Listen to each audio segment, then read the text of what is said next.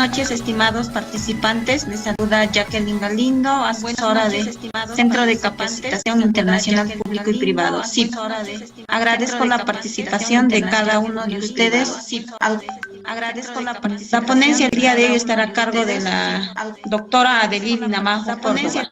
Antes de comenzar con la ponencia, les dejo algunas recomendaciones. Mantener sus micrófonos apagados durante la ponencia a menos que la ponente solicite su participación. Para los participantes que desean solicitar la certificación, materiales de estudios y la grabación del curso, les estaré dejando el número de contacto en el chat. Todas las dudas que tengan, la doctora les contestará al finalizar. Le doy pase. Buenas noches, doctora. Hola, Catherine, ¿qué tal? Buenas noches con todos. En un momento vamos a comenzar con la ponencia. ¿Ok?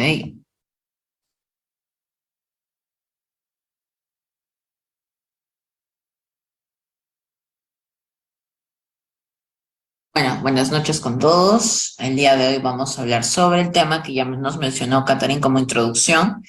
Como verán, el tema de parvovirosis y distemper son temas pues bastante complejos, bastante comunes y tienen bastante casuística a nivel de clínica, ¿no? Sin embargo, pues nosotros sabemos que hacer el tratamiento para estas enfermedades simplemente es un tratamiento de acuerdo a los signos que se presenten, más no vamos a tener un tratamiento específico para dicha enfermedad, ¿no? Para cada uno.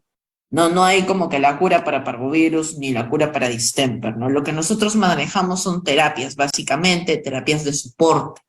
Entonces, según los signos clínicos, según lo que nosotros evidenciemos, si es que hacemos pruebas ecográficas, exámenes de ecografía, exámenes sanguíneos, nosotros vamos a ir determinando, pues, cuál es el tratamiento que nosotros vamos a aplicar según sea el caso, ¿no? Vamos a tener que tenemos población de riesgo a partir de los 3 meses de edad, en el caso de parvovirosis, y distemper, pues, de 4 meses en adelante. 4 o 5 meses en adelante, ¿no? Hasta también perros de 1 año. ¿Por qué? Porque, bueno, en este tema, sobre todo en el tema de distemper, sabemos que tenemos mucho descuido en ese aspecto, ¿no? Hay dueños, perdón, que deciden, pues, lamentablemente, solamente termino su plan de vacunación y yo ya no veo nada más de mi perro, ¿no? Ya no hago el refuerzo anual, ya no me preocupo por ello porque yo ya lo inmunicé una vez en su vida y fue suficiente. Pero da la casualidad que lamentablemente no es así, ¿no? Nosotros tenemos que mantener una vacunación anual respecto a nuestra mascota. Pero esto va a estar determinado básicamente pues a zonas donde haya abundancia de perros, ¿no? De repente tenemos zonas, por ejemplo, de la periferia, ¿no? No sé, Villa María del Triunfo, San Juan de Miraflores, zonas como Nueva Esperanza, etcétera, ¿no? Entonces esto implica que son zonas donde hay abundantes perros callejeros. Entonces yo como dueña de un perro que quiero cuidar, pero que no lo cuido tanto, ¿no? En ese aspecto, entonces mi perro lo expongo, ¿no? A esos perros de la calle que de repente pues desarrollan un tipo de inmunidad bastante especial, ¿no? Porque muchos de ellos a veces no se enferman de nada, ¿no? No están vacunados, se vuelven resistentes prácticamente, ¿no? Entonces, tenemos esa situación y mi perro, pues como es un perro que de repente casero, no sale mucho, entonces, y no lo he vacunado, entonces se enfrenta a esa realidad, ¿no? Su sistema inmune se enfrenta y puede, pues, de alguna forma infectarse con ello, ¿no? También. Entonces, vamos a ver que tenemos ese tipo de realidad, ese panorama, en general, ¿no? Entonces vamos a empezar hablando un poco de las enfermedades en sí, de cada una, cuál es su importancia. Entonces, bueno, vamos a comenzar un poco, ¿no? Vamos a hablar del distemper canino. Aquí está involucrado un videíto, pero en ese video pues ya vamos a conversar un poco y ya lo pasamos al final como un tema de resumen. Bueno, el distemper canino ya saben que es un virus, afecta a caninos, ¿no? Básicamente va a causar diferentes tipos de signos, va a tener 3 fases esta enfermedad, como ya muchos deben conocer, vamos a tener la fase digestiva, la fase respiratoria y por último la fase neurológica, ¿no? Que ataca el sistema nervioso. Entonces, esas 3 fases pues van a afectar a nuestro canino, pero previamente se han debido evidenciar ciertos signos, ¿no? A ellos vamos a ver algunos. Ya, listo. Gracias. Entonces, bueno, vamos a ver primero el tema del distemper canino, ¿no? Va a haber diferentes signos. Vamos a tener signos oculares, signos neurológicos, neumonía, procesos entéricos, va a haber problemas de aborto, infertilidad, ¿no? Si estamos hablando de hembras gestantes, necrosis de linfonódulos y infecciones oportunistas, ¿no? También vamos a tener hiperkeratosis nasal a nivel de las almohadillas plantares, vamos a tener hipoplasia del esmalte dental, entonces vamos a ver que en esta imagen nosotros evidenciamos diferentes signos clínicos de acuerdo a dónde están ubicados, ¿no? De acuerdo a los aparatos, a los sistemas y aparatos del cuerpo del canino, ¿no? ¿No? Entonces vamos a ver que los afecta de diferente forma y va a causar diferentes signos y a su vez también lesiones, ¿no? Que van a comprometer y van a permitir el desarrollo de esta enfermedad. Entonces vamos a ver en esta imagen pues aquí los signos característicos, ¿no? Yo sé que muchos de ustedes en campo, por decirlo así, en la práctica privada, han debido evidenciar diferentes signos, ¿no? Donde algunos pueden dejarnos en el chat cuáles han sido los signos más comunes para ustedes, ¿no? Pero los clásicos y los que vamos a mencionar hoy, vamos a evidenciar una lista de signos, ¿no? Porque todos los perros desarrollan diferentes tipos de signos según su sistema inmune, ¿no? Y según su resistencia. Entonces vamos a ver que unos de los más característicos son la hiperkeratosis nasal, tenemos la hiperkeratosis de las almohadillas plantares, ¿no? Vamos a tener procesos de conjuntivitis también, secreciones purulentas a nivel ocular, ¿no? Y también vamos a tener secreciones, ¿no? Mucopurulentas a nivel nasal. Entonces son como que signos un poco clásicos, ¿no? Que siempre vemos. Pero, sin embargo, vamos a tener una clasificación signológica por sistemas del distemper canino. Listo.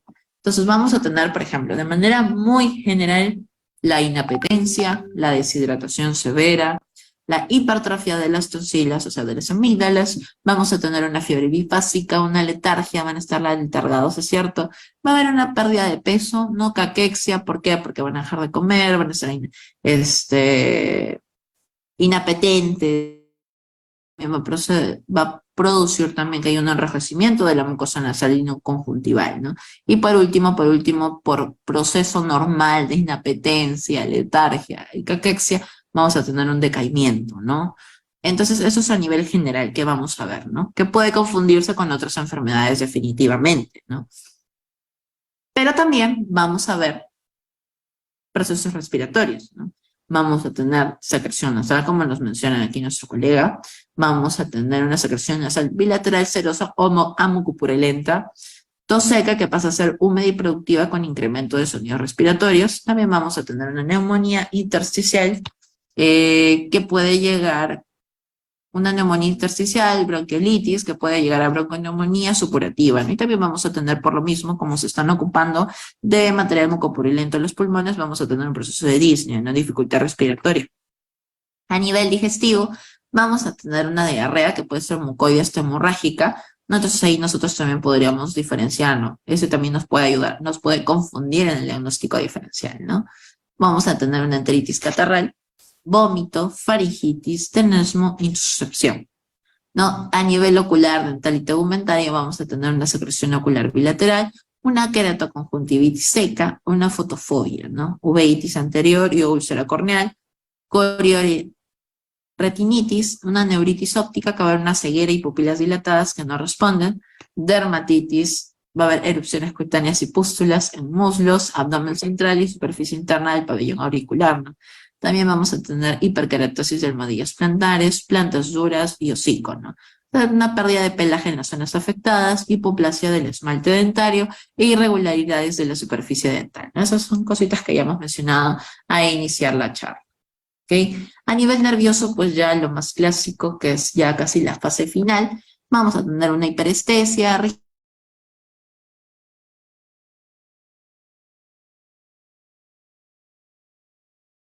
ataxia, contracción involuntaria de los músculos o mioclonías, dificultad en la propiocepción, bruxismo, movimientos masticatorios involuntarios, nistagmos, inclinación de la cabeza, andar en círculos, parálisis parcial o completa. También vamos a tener procesos de encefalomielitis, incapacidad para deglutir, va a haber abundante salivación, ¿no? Que es un tema de cialorrea.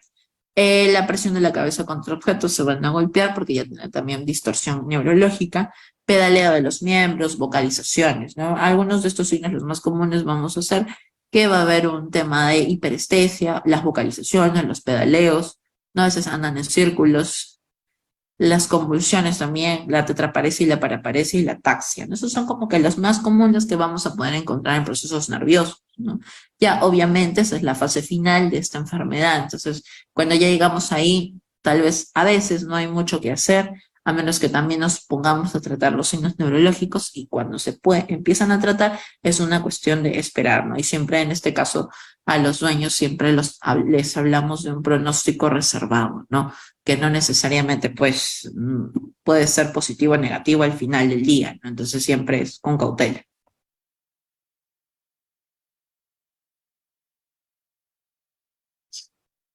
Bien, ahora en el tema hematológico vamos a ver que en casos agudos va a haber un tema de linfopenia común en la primera semana y la trombocitopenia, ¿no? Es algo menos común, ¿no? Y son anormalidades que se van a presentar un tanto habitualmente, ¿no? También puede haber casos de monocitosis. En casos agudos vamos a tener presencia de inclusiones virales intracitoplasmáticas, ¿no? Y esto lo vamos a evidenciar pues dentro de los linfocitos y eritrocitos circulantes, ¿no? También pueden aparecer células de descamación en el epitelio corneal y conjuntival, ¿no? En casos subagudos o crónicos las pruebas que hagamos pueden resultar negativas, aunque no descarta la presencia pues del virus, ¿no? Ya, entonces, bueno, en el tema de serología nosotros también vamos a encontrar que de todos los métodos diagnóstico virológicos para el distemper, el serodiagnóstico es uno de los más utilizados. El problema se produce cuando se interpretan los resultados, ¿no? Pero si bien es cierto, esas pruebas son bastante confiables, ¿no? También tenemos las IFI, ¿no? En base a las células infectadas y la prueba de ELISA, ¿no? En base a virus purificados, ¿no? Estas dos pruebas, pues, se usan de manera común, habitual. Y bueno, pues en la primera existe la intervención de un operador para la interpretación de resultados, ¿no? Lo que hace que una misma muestra pueda dar valores diferentes en dos laboratorios distintos. En cambio, las pruebas de ELISA a veces se aplican directamente en el mismo lugar, entonces son mucho más rápidas y nos pueden dar si es positivo o no, si hay presencia de anticuerpos a distemper o no, ¿no? Por ejemplo, en el tema serológico, la medición de anticuerpos séricos de inmunoglobulina M toma en cuenta proteínas del núcleo viral del distemper, ¿no? Canino, que son la NP y la P, ¿no? Y las inmunoglobulina G contra los antígenos de la cápsula, ¿no? Del mismo virus, H y F, ¿no? Y pueden ayudar, pues, en el diagnóstico de distemper. Pero, sin embargo, la prueba tiene una salvedad. No va a diferenciar los anticuerpos pasivos maternales, los anticuerpos vacunales y los anticuerpos por infecciones subclínicas, ¿no? De los anticuerpos que son propiamente producto de esta enfermedad, ¿no? Eso sobre todo en tema de cachorritos, ¿no? O en animales que previamente han sido inmunizados y en los que han tenido contacto previamente con el virus, ¿no? El tratamiento básicamente va a estar dirigido pues a limitar la invasión bacteriana secundaria, ¿no? A mantener el equilibrio hidroeléctrico y a controlar las manifestaciones nerviosas, ¿no? Con este fin pues se van a utilizar una amplia gama de medicamentos, entre ellos vamos a tener antibióticos, soluciones equilibradas de electrolitos, nutrición parenteral, suplementos dietéticos, antipiréticos, preparaciones nasales, analgésicos y anticonvulsivos, ¿no? Cuando hablamos de un tratamiento sintomático vamos a tener que podemos emplear antibióticos de amplio espectro para infecciones bacterianas secundarias, especialmente neumonía y humidificaciones de las vías aéreas. También vamos a tener, pues, para el tratamiento para vómito y diarrea, un antiemético y un antidiarreico. Y para convulsivo, para presencia de convulsiones, vamos a tener, pues, el tratamiento con fenobarbital, ¿no? Si estamos ante un cuadro neurológico, pues vamos a tener estas opciones, ¿no? Fenobarbital, gabapentina, pregabalina, ¿no? De 1 a 2 miligramos por kilogramo cada 12 horas. La gabapentina de 10 a 20 miligramos por kilogramo de 12 a 24 horas y la pregabalina de 1 a 4 miligramos por kilogramo de 6 a 12 horas, ¿no? Vamos a tener antioxidantes, acetilcisteína de 15 miligramos por kilogramo de 8 a 12 horas, omegas de 3 y 6 de 30 miligramos por kilogramo cada 24 horas, ¿no? También vamos a tener las asociaciones de antibióticos, pero esto de aquí es relativo, esto tómenlo como algo muy teórico, ¿no? Que se puede aplicar, ¿no? Si bien es cierto, podemos emplear el antibiótico, pero aquí esto oral no, pues estamos hablando de enfermedades que son virales. Entonces aquí definitivamente esto no, está mal. Entonces siempre optemos por la vía intravenosa, ¿no? Si bien es cierto, también podemos emplear de manera como un apoyo, colaboración, el tema de la intramuscular, pero de ahí nada más, ¿no? Siempre endovenosa es la voz, ¿no? Podemos emplear amoxicilina y ácido clavulánico. En esta dosificación, la bromexina también como un broncosecretolítico, ¿no? En ml por cada 6 kilos de peso vivo, intramuscular, ¿no? Cada 24 horas, ¿no? Antibióticos, neuroestimulante, tenemos el átomo de Stringnop, ¿no? De 0,1 miligramos por kilogramo, antibióticos como ceftriaxona, sulfadoxina, trimetoprim, metronidazol también, ¿no? Como reconstituyentes vamos a emplear también el suero riñón lactato, complejo B vamos a tener como un tema de inmunoestimulante, aminovit, dextrovitan, protector hepático, ¿no? Entonces todos ellos nos van a ayudar a poder levantar el sistema inmune y que pueda reaccionar, ¿no? Y también pues un tema de que como hay un proceso de deficiencia, inapetencia, entonces se pueda complementar y no haya tanta pérdida, ¿no? Y pueda resistir en el animal todo el proceso, todo el tratamiento, ¿no? Esto es un caso clínico, pero antes de entrar en ello, aquí hay un artículo que quería mostrarles. Es un poquito antiguito ya, pero ellos emplean, esto es del 2013, ¿no? A ver, lo que nos interesa son los tratamientos. Bueno, esto en el 2013, esto es el uso de la aciatioprina en el tratamiento del Distemper canino, ¿no? Y bueno, ustedes ya saben, ¿no? Que es una enfermedad de origen viral que afecta a caninos, ¿no? Y aún más a cachorros y provoca en su mayoría alta mortalidad si no es diagnosticada a tiempo, ¿no?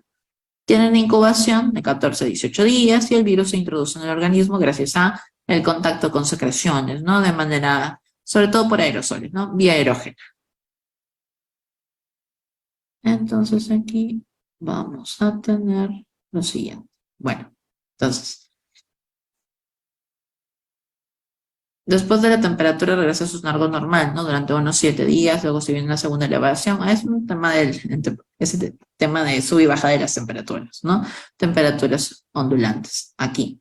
En busca de posibles alternativas en cuanto al tratamiento y al encontrar información sobre el uso de acetioprina y siendo una de sus propiedades de este fármaco la actividad de fosfodiesterasas, enzimas encargadas principalmente de catabolizar los ARN mensajeros e inhibir ciertas polimerasas, enzimas encargadas de la síntesis de las cadenas de ácido nucleico, ¿no?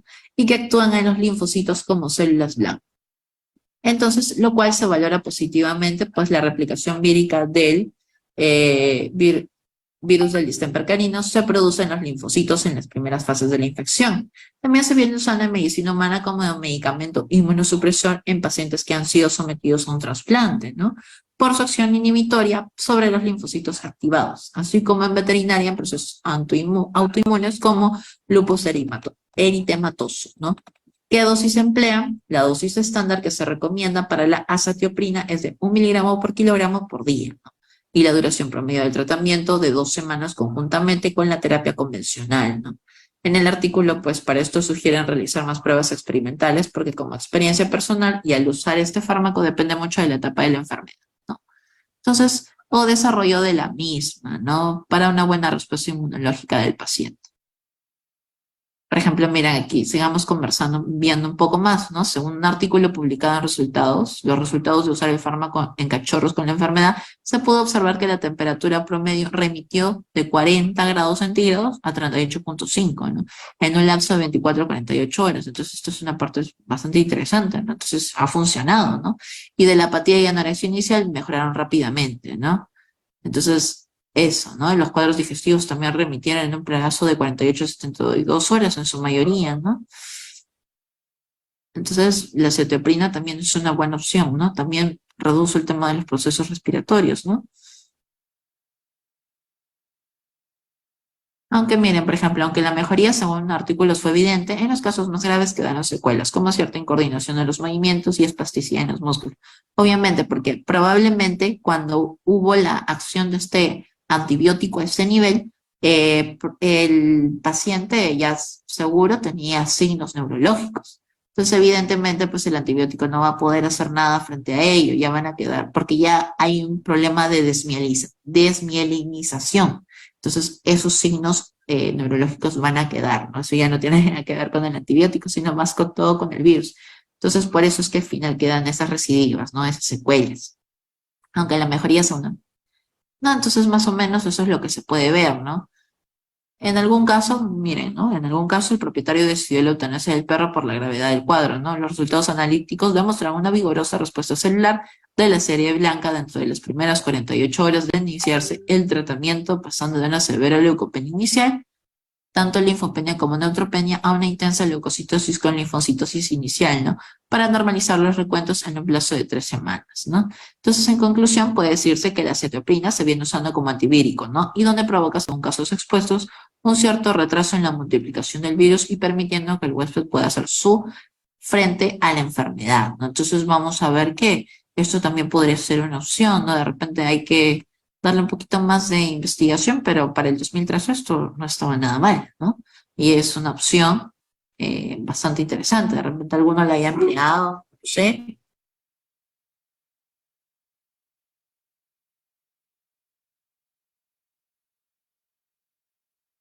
Ah, exacto, ¿no? En este artículo ellos lo evalúan de una manera bastante superficial, ¿no?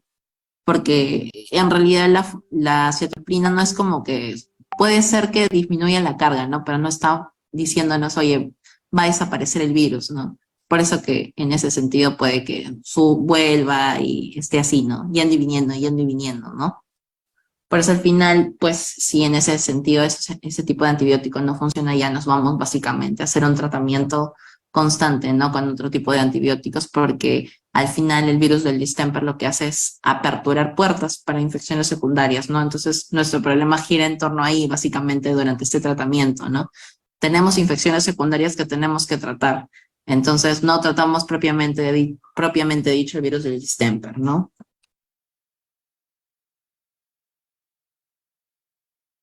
Ajá.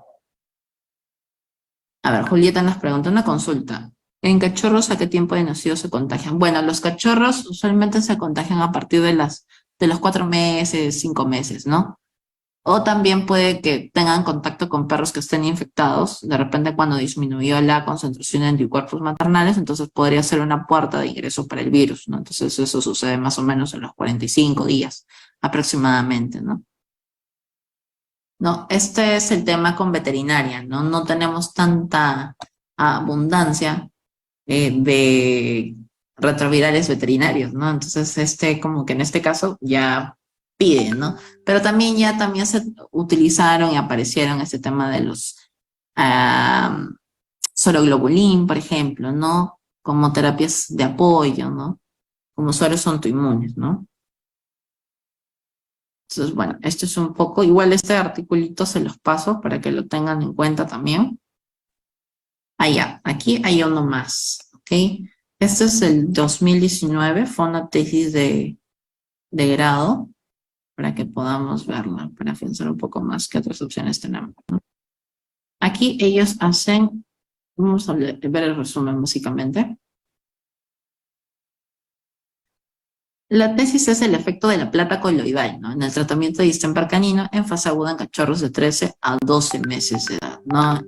¿Qué se trató aquí? ¿No? Se tuvo como objetivo determinar el efecto de la plata coloidal en el tratamiento de distemper, ¿no?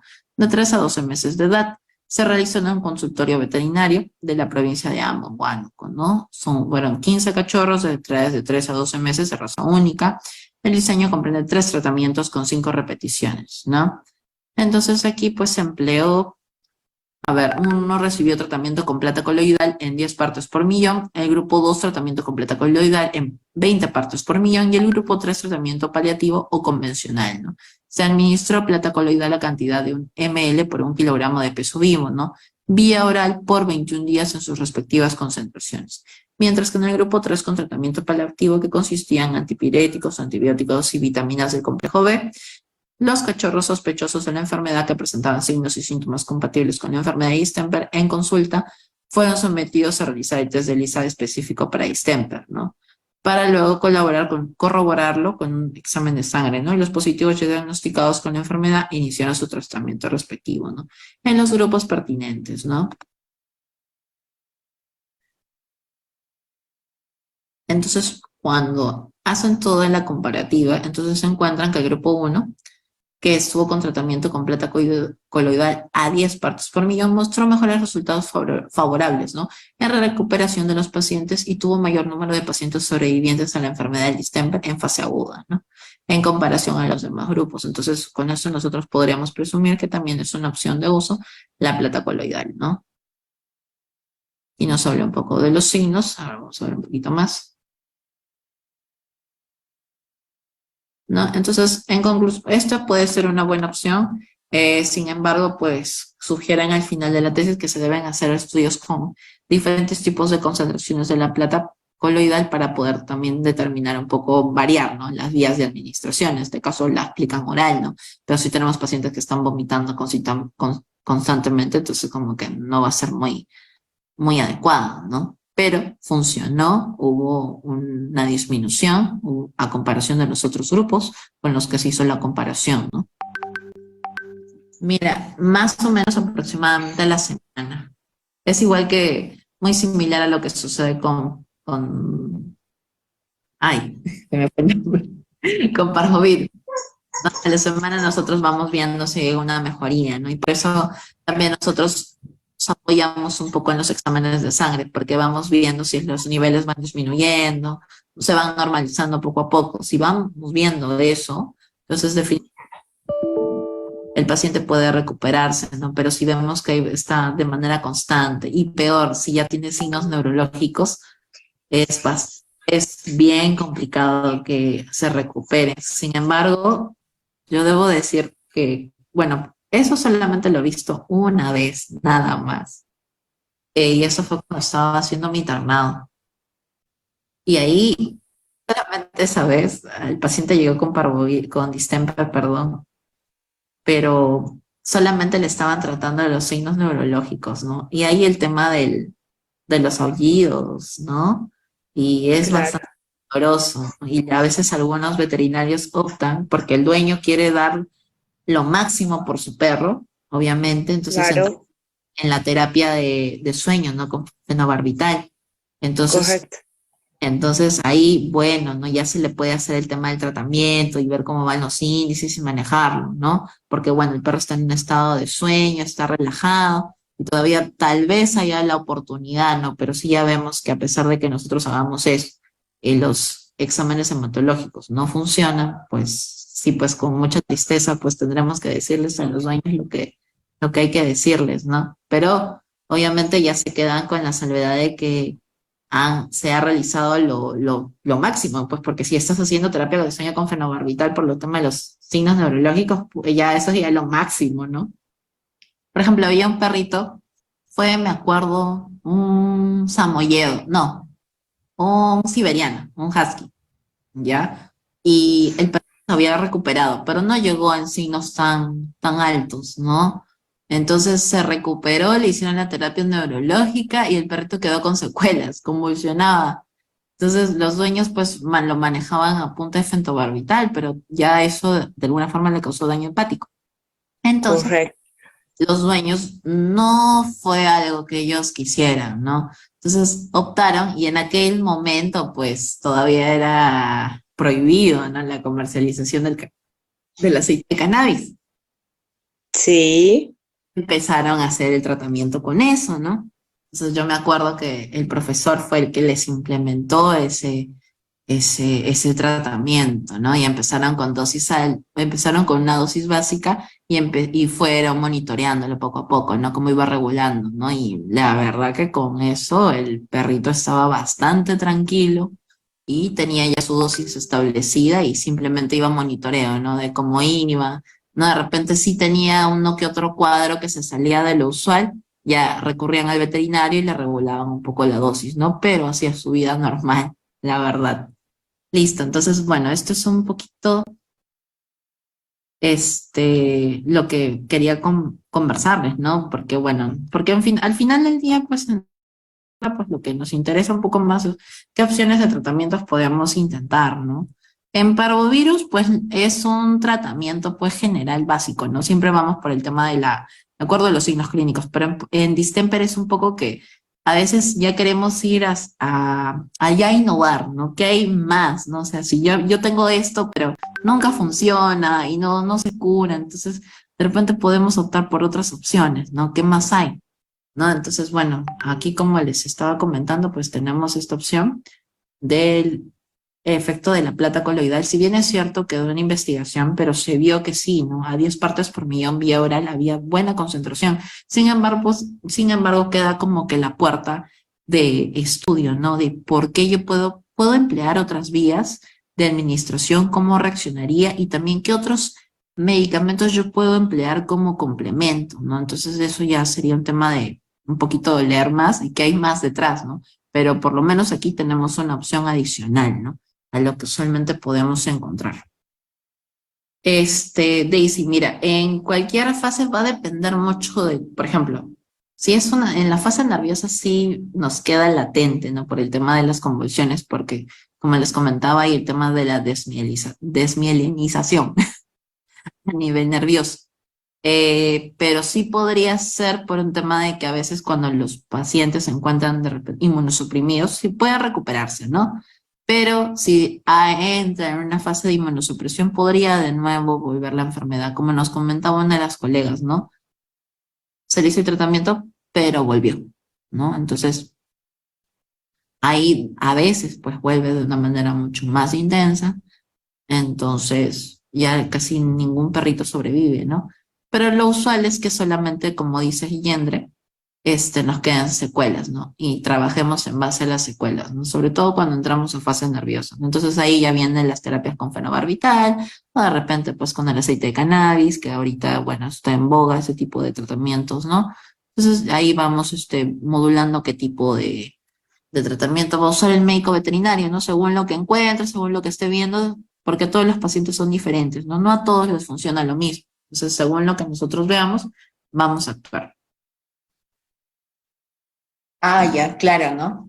Es que varía mucho y cambia mucho, ¿no? Sí, yo me imagino que en Bolivia no, acá tampoco había el tema del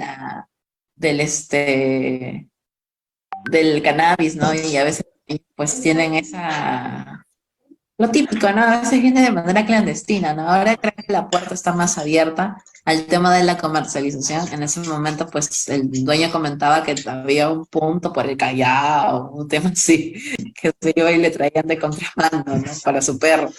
Entonces, es un poco ese tipo de casos, ¿no? Y claro, ¿no? Por ejemplo, cachorritos que ya llegan en la fase neurológica, algunos se recuperan, otros no. Entonces es bastante variable la situación, ¿no? Como mencionan. Y sí, pues hay diferentes tipos de tratamiento, ¿no? Mira, por ejemplo, Camila nos menciona algunos, ¿no? Por ejemplo, el tema de la pregabalina. Y nosotros también, justo también les mencioné en las diapositivas algunos otros tratamientos. Mejor vamos a volver para poder mirarlas. Entonces, bueno, miren, eso es lo que les estaba mencionando, ¿no? Fenobarbital, tenemos gabapentina y la pregabalina, ¿no? En el caso de los antioxidantes, pues simplemente son como una terapia de apoyo, ¿no? Por un tema de que son inmunomoduladores, ¿no? Y van a ayudar a reforzar el sistema inmune, va a hacer que el perrito pueda resistir más todo el proceso de tratamiento, ¿no? Es la finalidad en sí, ¿no? Y hay un poco de todo lo que les estaba comentando, neuroestimulantes, antibióticos, reconstituyentes, ¿no? Entonces, este es un casito clínico, pero en realidad, la verdad que es bastante triste porque en su momento, el perrito pues no llegó a sobrevivir, pues porque si quieren lo analizamos, porque aquí más que todo es analizarlo desde un punto de manejo que está mal orientado, ¿no? Entonces, miren, vamos a verlo un ratito, sí, de manera rapidita para poder entrar al tema de parvo. Entonces, bueno, en cuestión es esto. Era un paciente canino bulldog inglés, cachorro 5 meses, pesaba 11.1 kilogramos, ¿no? tenía una condición corporal de 3.5 en 5, remitido para manejo intrahospitalario de distemper. Ayer en la noche vomitó como bilis, ¿no? Desde el 12 de... Ay, esto es agosto, ¿no? Sí, agosto, que lo compró, ¿no? Ha tosido mucho, principalmente en la madrugada. Los mocos eran transparentes y luego amarillos, ¿no? Hoy empezó con el tema de la mucosidad verde, ¿no? Al día siguiente al dueño se lo entregaron, ¿no? Y le dieron lagañas y se las manejaron, pero nunca mejoró, ¿no? Dice que luego lo vacunó a los 2 días de tenerlo. Le aplicaron dipirona, desayunó muy bien, pero el resto del día no comió. Ha estado decaído, durante su llegada se reportó que el paciente estaba activo, alerta al medio, dinámico, presentó ambas mucosas conjuntivales hiperémicas y escleritis bilateral, ¿no? Inicialmente no se evidenció secreción ocular ni nasal, ¿no? Hubo reflejo tusígeno y palmo percutor negativo, ¿no? No manifiesta dolor abdominal a la palpación ni presentó episodios de diarrea ni vómito al momento del ingreso. Entonces ellos hacen un análisis, pues, ¿no? Aquí lo que les faltó, ¿qué creen que fue, no? Antes de todo, obviamente yo estabilizo a mi paciente, ¿no? Cuando llega a la clínica, pero después tengo que estabilizarlo, hacerle las pruebas de sangre, porque yo tengo que saber cómo me está ingresando ese paciente, ¿no? Porque si yo definitivamente agarro y le doy tratamiento, ya vomita, le doy antieméticos, ya tiene fiebre, le doy antipiréticos, ya parece que tiene diarrea, ya le doy antibióticos, antidiarreicos. No, pues no tiene sentido aplicarlo de esa manera, porque nosotros tenemos que atacar la enfermedad, ¿no? Y los signos clínicos, y eso definitivamente lo vamos a evidenciar como tal en los exámenes de sangre, ¿no? Y obviamente si hacemos uno un poquito más completo y hacemos perfiles hepáticos también, vamos a ver que no tengan ninguna alteración a nivel hepático, que pueda metabolizar bien el medicamento, ¿no? ¿Qué tal tiene un problema renal por ahí, un problema hepático? Los medicamentos que yo le doy me lo van a poner peor y probablemente muera, ¿no? O ni siquiera se recupere. Entonces uno tiene que evaluar todo eso para empezar el tratamiento. En este caso, pues, empezó con omeprazol, dieron ampicilina, sulbactam, dipirona, me aplicaron el tema de las vitaminas, ¿no? Pero acá la falla es que eso lo hacen vía oral, ¿no? Y lo demás vía intravenosa, ¿no? Entonces, ahí como que, ¿no? Ahí un poco la falla, ¿no? Y en cuanto al día 2, al evidenciarse la aparición de un cuadro respiratorio, se adiciona más fármaco, ¿no? Dexametasona, flumicil, gentamicina, ¿no? Para el día 3 se adiciona dextrometorflano, clorhidrato, guayacolato de glicerilo para contrarrestar de manera más efectiva el proceso de tos que iniciaban, ¿no? Luego usan dextrometorfano, clorhidrato, guayacolato de glicerilo, 0.5 miligramos por kilogramo, vía oral, ¿no? Para el día 4, alzar la secreción ocular tan abundante, excepto para adicionar al tratamiento tobramicina con sulfato y se modifica la frecuencia de la ampicilina más sulbactam dada su poca mejoría, ¿no? Entonces de ahí aplica gentamicina, sulfato de hexametosona, fosfato sódico, lidocaína, clorhidrato, dextrosa al 5%, aplican orenda, rofloxacina, ferbantel, ¿no? Entonces aquí ya, o sea, ellos no hacen más, ¿no? Simplemente están, ve signo, trata signo, ven el signo, tratan el signo. Entonces, no. Es por eso que al final, cuando siguen haciendo el tratamiento, recién se dan cuenta que sí, que tienen que hacer un examen de sangre para poder seguir haciendo el tratamiento, ¿no? Y ahí ven que ya no hay mucho que hacer, ¿no? Porque el paciente no se recupera. Ese es tratamiento al día 5, hacen tratamiento al día 6, 7, 8 y no hay recuperación. Y al final el paciente termina muriendo. Entonces, siempre es bueno que se hagan los exámenes de sangre porque nos permite hacer una comparación también del inicio hasta el final, ¿no? Nosotros ahí vamos a poder hacer el seguimiento y darnos cuenta, oye, ¿no? Mi tratamiento está funcionando, o qué está pasando, ¿no? Y ojo, también sería bueno acompañarlo con el tema de ecografía, ¿no? Para ver que si no estoy causando ningún daño hepático, de repente hay un agrandamiento, cómo van los intestinos, de repente hay un tema de, ¿no? Que hay que aplicar protectores hepáticos, protectores gástricos, ¿no? Entonces, siempre es bueno esa parte también, complementarla. No, aquí pues también vamos a ver que es importante que tomemos en cuenta también qué tipo de cristaloides vamos a aplicar, ¿no? Que los cristaloides, coloides, hipertónicos, ¿no? Por ejemplo, si tenemos leve, vamos a ver cristaloides de 20 a 40 miligramos por kilogramo, ¿no? En el caso de moderado, si tenemos un shock, vamos a aplicar cristaloides de 40 a 60 miligramos por kilogramo, coloides de 5 a 15 miligramos por kilogramo, ¿no? Además, tenemos un shock hipovolémico severo, vamos a ver cristaloides de 60 a 90 miligramos por kilogramo, coloides de 15 a 20 miligramos por kilogramo, hipertónica de 5 miligramos por kilogramo, ¿no? Son fluidos a administrar según el estado de shock, ¿no? Asimismo, vamos a tener tratamientos, ¿no? Entre ellos vamos a tratar pues las enfermedades respiratorias secundarias bacterianas, y entre estos se incluye acitromicina, por ejemplo, y nicilam, ¿no? Que son algunos ejemplos que podemos emplear. Como antivirales, ¿no? Acá, por ejemplo, ¿no? Aquí nos hablan de la cetoprina, ¿no? Que ya hemos comentado anteriormente, y se utiliza también el tema del virbajen omega, ¿no? Para evitar que el paciente llegue a la fase nerviosa. Como anticuerpos también emplean el ganglio B, el ganglio D, ¿no? Para asegurar la inmunización pasiva, sobre todo en cachorros, y aliviar el curso de la enfermedad. Y bueno, como complemento vamos a tener la presencia de mucolíticos y antioxidantes, ¿no? Que van a tener la función de tener acción fluidificante sobre las secreciones nasales mucosos y purulentas, ¿no? Y bueno, vamos a tener definitivamente vitaminas, la A, la E, la B1, anticonvulsivantes, ¿no? Como el levacetam, el fenobarbital y la pregabalina, ¿no? Y bueno, y finalmente vamos a tener antidiarreicos y antibacterianos, ¿no? Como el quinodiar y el metronidazol, ¿no? Que van a funcionar muy bien en casos de enteritis, gastroenteritis, gastritis, ¿no? Y para combatir bacterias locales y oportunistas de, obviamente, el tracto gastrointestinal, ¿no? Entonces, bueno, eso es un poco, no sé si queda alguna duda. Entonces vamos a entrar ya a parvovirus, ¿ok? En las diapos quedan los videitos, pues son videos pues de resumen de la enfermedad en sí, cómo es su desarrollo, ¿no? A veces un poquito para recordar estas enfermedades, ¿no? Bueno, entonces ya, vamos a avanzar. Bueno, como ya saben, el tema de parvovirus, pues no existe tratamiento, como ya hemos mencionado, creo, durante toda la charla del cansancio, no existe tratamiento de virus. El tratamiento obviamente gira en torno a corregir, ¿no? El tema general, ¿no? Los signos que se presentan, infecciones secundarias, y también el tema del tratamiento a nivel del sistema digestivo, ¿no?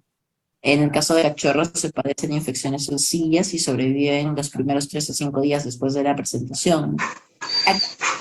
Por lo menos de 3 a 5 días, máximo hasta 7, aquellos que al tercer, cuarto día no vemos mejora, probablemente sean pacientes que no van a resistir, ¿no? Los perros son seriamente afectados y en especial presentan sepsis y requieren a menudo una hospitalización prolongada, ¿no? Okay. Por ejemplo, aquí tenemos los signos más clásicos, ¿no? Fiebre, anorexia, deshidratación, vómitos, diarreas, dolor abdominal, ¿no? Y vamos a ver qué se van a presentar, pues, qué es lo que va a provocar en el paciente, ¿no? Si tenemos una fiebre, pues, eleva la temperatura a 38 más de 40 grados, un dolor abdominal que causa malestar, ¿no? Y además tienen el tema de que presentan los síntomas, tienen dolor a la palpación cuando se hace el tema del examen físico, sus diarreas son mucoides, en algunos casos al final llegan a ser también sanguinolentas, y tienen un mal olor también, ¿no? Como un pescado, como a pescado. Los vómitos también, al inicio empiezan con 2, 3 vómitos, después se ponen 4, 5, 6 vómitos al día, hasta 7. ¿No? Y obviamente eso un cachorro lo deshidrata rápidamente, ¿no? También hay el tema de la deshidratación que causa inapetencia y eso es producto pues de la evacuación constante y de las diarreas, ¿no? Las recomendaciones generales básicamente es que se recomienda agentes antimicrobianos. ¿Por qué? Porque va a haber una ruptura del epitelio intestinal, entonces eso va a haber que haya migración de bacterias al torrente sanguíneo. Y generar, cuando hacemos los exámenes de sangre, vamos a encontrar una neutropenia periférica que aumenta el riesgo de sepsis, ¿no? Los más comunes que van a estar involucrados van a ser Escherichia coli y Clostridium. Se debe tomar en cuenta que antes de administrar fármacos nefrotóxicos como un aminoglucósido, se debe mantener el estado de hidratación del paciente. Los agentes antieméticos son útiles, ¿por qué? Porque me van a permitir reducir la pérdida de líquidos, ¿no? Disminuir el estrés del paciente y permitir la nutrición entérica. Algunos autores recomiendan suprimir el alimento y el agua en el transcurso del tratamiento del paciente, ¿no? Bueno, aquí vamos a tener que tenemos farmacoterapia, ¿no? Para el parvovirus canino. Tenemos la acción de la metoclopramida, ondansetron, clorpromazina, ampicilina y sulbactam, Ceftiofur, gentamicina, ranitidina. Estas son algunas opciones que podemos emplear obviamente según la función que cumple cada uno, obviamente, en esta dosificación y en estas vías de administración, ¿no? Metoclopramida 1, intravenoso, todo, ¿no? A excepción, pues, algunos de los antibióticos, ¿no? Que pueden ser intramusculares o cutáneos, ¿no? Y sí, casi todos son endovenosos, ¿no? El tema de la ranitidina también puede ser subcutáneo, intravenoso, ¿no? Y ya obviamente de preferencia todo el mundo va a decidir, pues, la intravenosa, ¿no? Y las frecuencias van cambiando, 24 horas, 6 a 12, 8, ¿no? Entonces, según sea la situación. Entonces también vamos a tener tratamientos alternativos, ¿no? Presencia de sangre entera, plasma, fluidos con coloides, ¿no? Las dosis respectivas, ¿no? En intervalos según el criterio médico, que obviamente yo evalúo al paciente y veo, uy, ¿cómo está? Entonces ya según eso yo ya voy a tomar la decisión de utilizar tratamientos alternativos. ¿No? Aquí, por ejemplo, tenemos la farmacoterapia, ¿no? Antibióticos, ¿no? Ceftiofur, gentamicina, ampicilina, sulbactam, ¿no? Tenemos dosis de 2.2, 2.4, 2 de gentamicina, 10 a 20, ¿no? Porque la respuesta es que hay una destrucción de los agentes infecciosos, ¿no? Protectores gástricos, ranitidina, por ejemplo. También tenemos el tema de antieméticos como metoclopramida, clorpromazina, ondansetron, ¿no? Y la fluidoterapia, ¿no? Con Riger lactato a 60 ml por kilogramo, ¿no? Para evitar la deshidratación y hay que estabilizar el paciente, ¿no? Algunos también usan el tema del suero polielectrolítico, ¿no? Aquí también tenemos otra opción de antibióticos, amikacina, metronidazol, ¿no? También la ranitidina, clorpromazina y pilerano, ¿no? Para eliminar o disminuir la frecuencia del vómito. ¿Por qué? Porque esto evita que el paciente se siga deshidratando rápidamente, ¿no?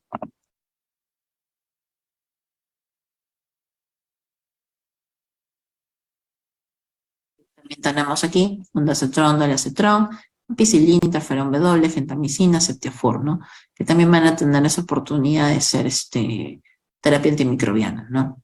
Simetidina, ranitidina como protectores de la mucosa gástrica y algún tratamiento variado como sangre entera, plasma, hemoglobina de flunixin, suero antiendotoxina, fluidos con coloides, ¿no?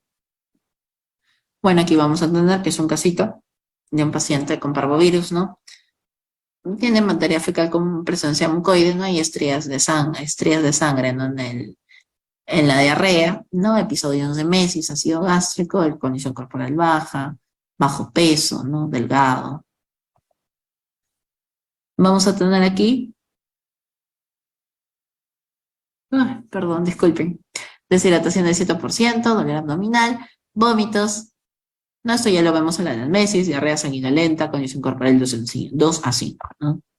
Entonces aquí les hacen el examen de sangre y encuentran pues eritrocitos de 5.37, hemoglobina de 11.9, hematocrito 35.09, ¿no? Vamos a tener BCM de 65, HCM de 22.1, según estos, ¿no? Y lo más importante es la parte de aquí, ¿no? Como ven hay disminución de eritrocitos, probablemente por el tema de deshidratación, también tenemos la hemoglobina disminuida, porque tenemos diarreas sanguinolentas también, ¿no? Y el hematroquito también va a estar bajo, ¿no? Aquí también vamos a encontrar, ¿no? El tema de leucocitosis también, neutrófilos también incrementados, monocitos aumentados, neutrófilos también, entonces hay un proceso bacteriano también, infeccioso definitivamente, ¿no? Vamos a ver que también hicieron un diagnóstico coprológico. Pero aquí, por ejemplo, ¿no? Ellos emplean, ¿no? Este plan de trabajo, ¿no? Usan dipirona para el tema de la fiebre, omeprazol, ampicilina, sulbactam, ondansetron, ranitidina, complejo B12, marapitán, citrato y metronidazol, ¿no? Y aquí, pues, ellos también instauran una sonda nasogástrica para colectar el reflujo gástrico con coloración verdosa turbia, ¿no? Y aplican un tratamiento novedoso que es el tema de carbón activado, ¿no? 5 miligramos por kilogramo vía oral, ¿no? Una vez al día.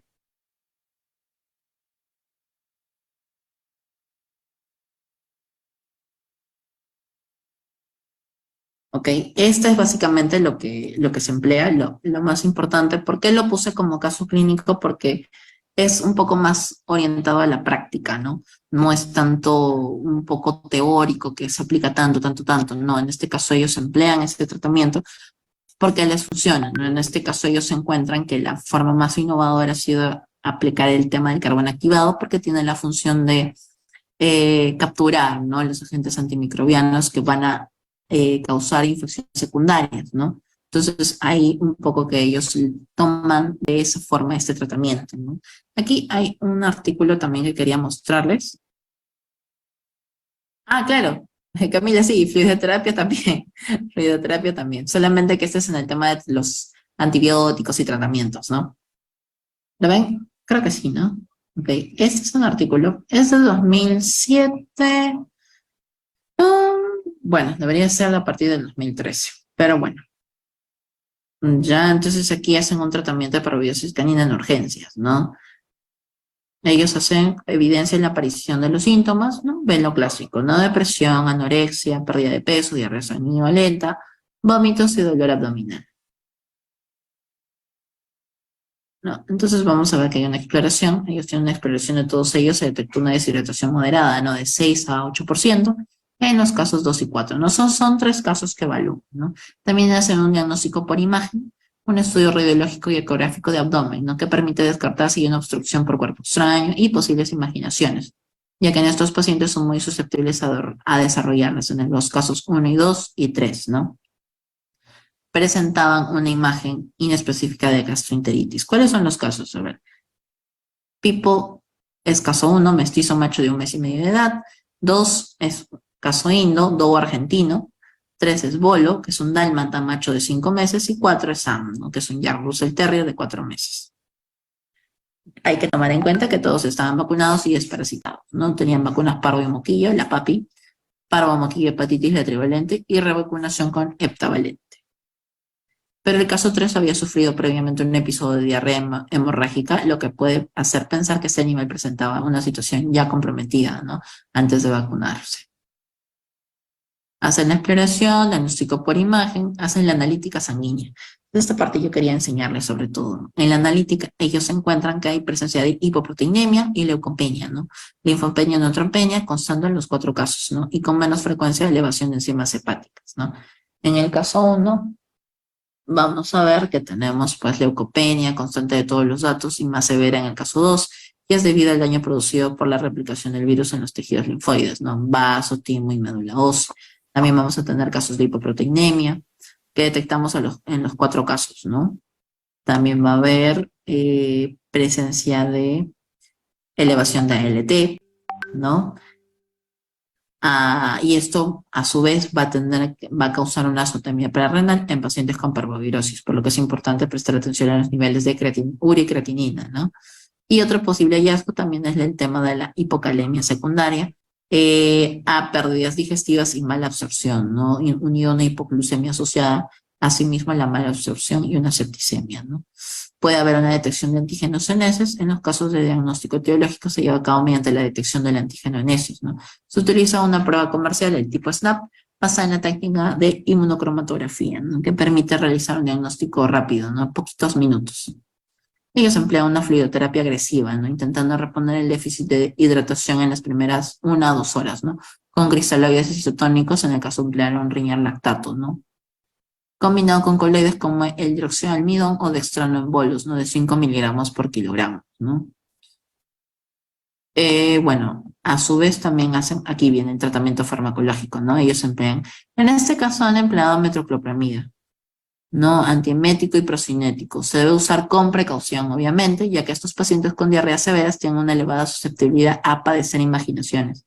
Entonces, como tienen el tema de incrementar la motilidad intestinal, entonces hay que tener cuidado en su dosificación, como ya por ahí también estaban mencionando en el chat. ¿No? También usar el tema de la clorpromacina, que no tiene efecto procinético pero presenta la desventaja que puede provocar vasodilatación periférica y por tanto hipotensión, ¿no? Por lo que no debe administrarse en pacientes que estén deshidratados. Y el ondansetron, que tiene el nombre de Sofran aquí, que es un antiemético muy eficaz, ¿no? No tiene las desventajas de los fármacos anteriores, por lo que presenta una mejor alternativa para el tratamiento en pacientes, ¿no? Se administra también antisecretorias, anti-H2, para evitar efectos perjudiciales sobre la mucosa en el exceso de secreción ácida, ¿no? Tenemos cimetidina en casos 1 y 2 y ranitidina Zantac en los casos 3 y 4, ¿no? Estos protectores hepáticos son objeto de cierta controversia ya que pueden promover la proliferación bacteriana, ¿no?, del tracto gastrointestinal para incremento de pH. Tenemos la antibiótico-terapia, usan amoxicilina y ácido clavulánico, algunas cefalosporinas con un aminoglucósido, ¿no?, como la amicacina, ¿no? También emplean el metronidazol. Tenemos interferón omega también, que va a tener una eficacia clínica de interferón omega felino en el tratamiento etiológico para parvovirosis canina, ¿no? Bueno, ¿no? Aquí lo emplean de 2.5 a la 10 por cada 24 horas de manera intravenosa durante 3 días consecutivos, ¿no? Pero este producto se recomienda sobre todo en fases tempranas, ¿no? Y en pacientes que reciben en el hospital y se encuentran en estados más avanzados, ¿no? La nutrición, obviamente, cuando ya está un paciente en proceso de recuperación, tienen que ser dietas recontra blanditas, ¿no? Y obviamente para que se vuelva a acostumbrar el estómago, los intestinos del paciente y el estómago, ¿no? Para hacer una absorción adecuada, ¿no? Por ello también, mientras duraron los vómitos, proporcionaron también nutrición parenteral parcial, ¿no? Empleando pues Dupalid o Periplasma 3G, ¿no? Son algunas alternativas de protectores de promotores, ¿no? Que recubren o revitalizan el tema de la flora intestinal, ¿no? Y bueno, según tema de monitorización, ¿no? Van a ver aquí en el evolución y pronóstico de los casos presentados, solo uno de ellos falleció, ¿no?, a consecuencia del proceso, el caso 2 que presentaba una leucopenia más severa, ¿no? En los otros 3 la evolución fue favorable, recibiendo alta tras una media de 6 días de hospitalización, ¿no? Se hacen los seguimientos, las revisiones, ¿no? El tratamiento dietético y farmacológico, antibióticos, antiácidos, antieméticos en un caso, se continúa en el domicilio, ¿no? Tras el alta entre 7 y 10 días después, se lleva a cabo un seguimiento del paciente en consulta de enfermedades infecciosas. Entonces, básicamente, pues esto también se los voy a pasar para que lo tengan, aunque creo que está como descargado, pero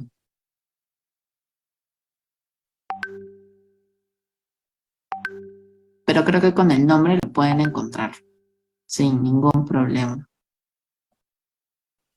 A ver, ya, en ese aspecto pues tenemos ahí el tema del complejo B12, ¿no? Algunos, es que mira,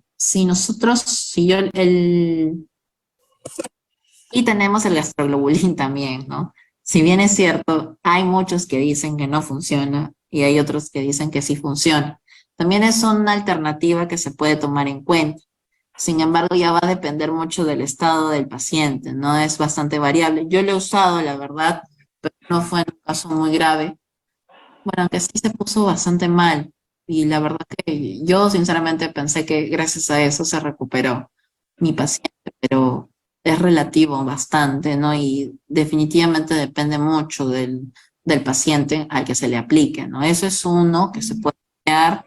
En el artículo que les pasé también están usando el tema de los... espérame, se me fue. Del interferón omega. Bien. Es un interferón felino que se utiliza para el tratamiento de parvovirosis canina, ¿no? Eso también lo puedes encontrar en la marca de Virbac. Hasta la semana pueden dar positivos, porque ellos van haciendo la activación de la curva inmunitaria de la vacuna que tú estás poniendo poco a poco, ¿no? Entonces, al tercer día puedes encontrar ligero de repente, ¿no? Ya, pero el cuarto, quinto todavía, ¿no? Ya pasando a la semana, que ya se activó, ya tú probablemente no encuentres, ¿no? La presencia de anticuerpos si es que el perro está sano, ¿no? Pero eso no tendría mucho sentido a menos que luego se haya enfermado, ¿no? Lo vacunaste y se enfermó, ¿no? Entonces ahí viene el tema de la controversia de la vacunación, ¿no? Carbón activado, si bien es cierto, ese casito que les puse dentro de la diapositiva, ellos hacen ese tipo de tratamiento con la zona nasogástrica, porque el carbón activado tiene esa propiedad de atrapar los agentes antimicrobianos, ¿no? Y disminuyen la carga microbiana, ¿no? Entonces se supone que hay una proliferación de los mismos. ¿Por qué? Porque el parvovirus también abre una puerta para agentes antimicrobianos secundarios. Entonces, este carbón lo que va a hacer es atraparlos y disminuirlos, ¿no? Entonces, de tal manera que el tema de las diarreas, ¿no? O alguna infección vaya a ayudar a disminuirlas, ¿no? Entonces, el tema del manejo, aquí está en la diapositiva por si acaso, ¿no? Se los dejo aquí, es de 5 miligramos por kilogramo vía oral, ¿no? Entonces, obviamente, primero se colecta, como nos dijo Daisy, ¿no? Se colecta todos los flujos y luego hacen el tema del lavado con el carbón activado, ¿no?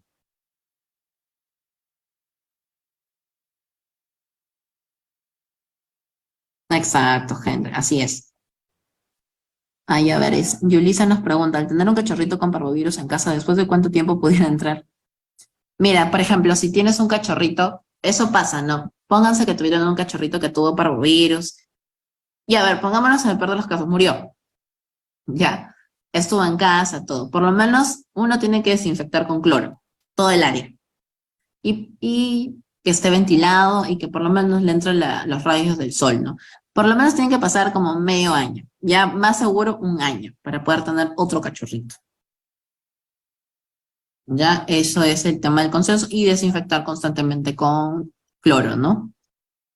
Listo, para ver. Katy nos dice, doctora, buenas noches. Si el paciente con parvovirus también tiene parásitos intestinales, ¿cómo y en qué momento específico hay que tratarlo también con antiparasitarios? Bueno, lo que pasa es que ahí uno se da cuenta cuando de repente en el tema de las heces sanguinolentas y vemos el tema fáciles y siempre constante el dipilidium, ¿no?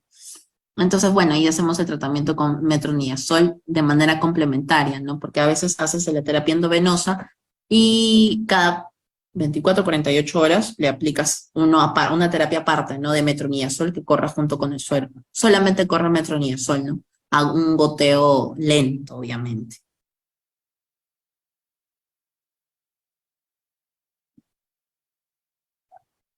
Sí, hay que desinfectar constantemente, en la verdad, con parvovirus. Y yo, la verdad, sí es cierto, ¿no? Hasta los 6 meses dura en el ambiente, pero bueno, si desean más seguridad y de repente es una zona donde hay bastante humedad, sí, bueno, yo esperaría estar un año y que estemos desinfectando constantemente, ¿no?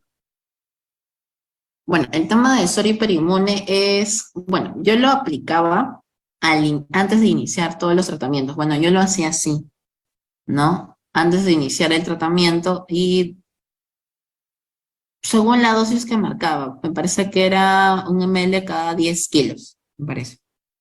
Entonces, según eso, ya yo lo aplicaba antes de iniciar el tratamiento endovenoso, ¿no? Yo subcutáneo, ¿no? Algunos también le aplican endovenoso y mucho mejor, la verdad.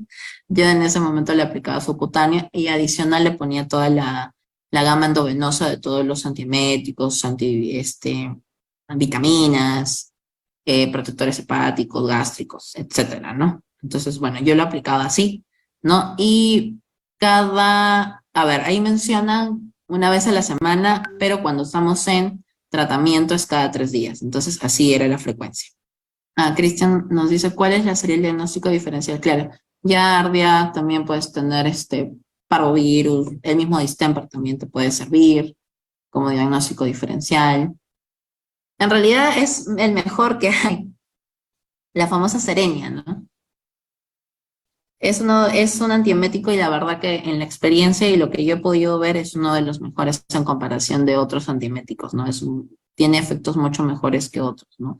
Y sí, si te preguntas si puedes utilizar ese en frente de otro, yo no sé, yo optaría mejor por la Serenia. Es un poco cara, es cierto, pero es mucho mejor, tiene un mejor efecto. Bueno, entonces yo creo que ya llegamos al final de la charla. Espero que les haya sido interesante. De repente, algunos dirán que no ha habido como que un tratamiento súper, hiper novedoso, porque como les comentaba el tema, por lo menos de parvovirus ya estamos como que ya en lo clásico, ¿no? La novedad es el tema de la sonda nasogástrica con carbón activado, que ya por ahí nuestra colega Daisy nos estaba comentando también, y yo también les he comentado durante el proceso de la diapositiva. Bueno, ¿no? También tenemos el tema de la Serenia, que son pues antieméticos bastante buenos, a comparación de otros. Tenemos el gastroglobulin, los antivirales, ¿no? Como eh, el de Virbac, ¿no? Que ayuda bastante en el tema del tratamiento, como un retroviral. Bueno, no, eso básicamente por ahí redundan. La innovación va un poquito más por el lado de distemper, que es lo que siempre nos tiene un poco cabezones y que no hay mucho que hablar de ese tema. Los artículos se los he dejado en el chat, que están como links. Bueno, no espero que haya estado dentro de las expectativas. Muy bien a todos, muchas gracias por su atención.